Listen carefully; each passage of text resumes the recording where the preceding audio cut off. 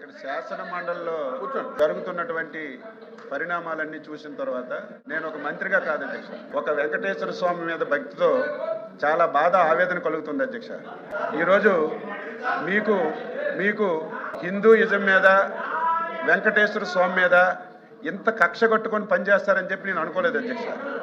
అయితే నా బాధ ఎక్కడంటే అధ్యక్ష, తమరు క్రిస్టియను, మీ నాయకుడు క్రిస్టియన్, నేను తప్పు పట్టడం లేదు, తప్పు పట్టకూడదు కూడా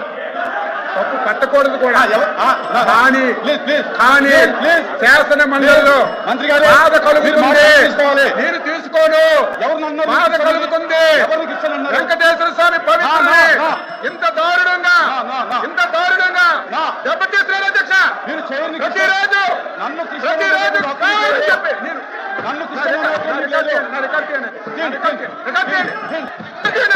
క్షమాపణ చెప్తారా? చెప్తా.